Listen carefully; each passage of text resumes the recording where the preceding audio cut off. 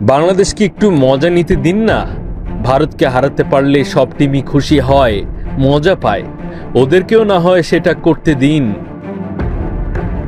রোহিত শর্মার কথায় হাসি রোল পড়ে গিয়েছিল ভারতীয় সাংবাদিকে পূর্ণ সংবাদ সম্মেলনে। তবে ইন্ডিয়া ক্যাপ্টেনের কথায় পরিষ্কার, সূর্যের মতো তেজের সুর।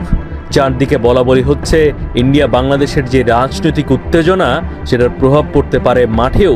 ক্রিকেটের 22 গস্ত বেলা শেষে এক একটা রাষ্ট্রের মানুষ আর মানসিকতার আয়নাও ম্যাচ মাঠে গড়াবার আগেই সেই ছাঁচটাই যেন আছড়ে পড়ল লড়াই শুরুর আগের শেষ মুহূর্তের বাঁধচিতে।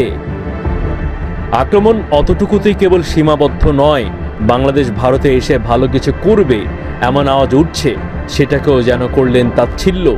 ওরা কি ভাবছে সেটা আমাদের ভাবনা নয়। ইংল্যান্ডও ভারতে এসে বড় বড় কথা বলেছিল, আমরা ওদের নিয়ে ভাবিনি। প্রতিপক্ষকে নিয়ে না ভেবে নিজেদের উপর ফোকাস করেছি। বাংলাদেশ, অস্ট্রেলিয়া, ইংল্যান্ড যে টিমই হোক, দু একজন নতুন প্লেয়ার থাকে, তাদের নিয়ে সামান্য আলোচনা হয়, বাকি নিজেদের উপর ফোকাস করাটাই শ্রেয়। বাংলাদেশের ক্ষেত্রেও সেটাই করছি।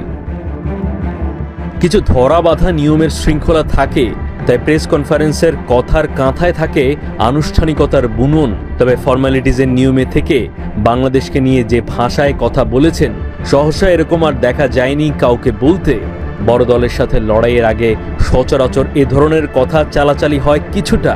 মুখে যাই বলুন না কেন, টিম হিসেবে এবারকার বাংলাদেশ বেশ চ্যালেঞ্জিং, তারই যেন ইঙ্গিত। খেলা শুরুর আগেই কথার খেলার যে সুরত, সেটা সম্ভবত ইঙ্গিত দিচ্ছে অন অ্যান্ড অফ দ্য ক্রিকেটে লড়াই হবে জমাট। মাহদি হাসান, ৭১।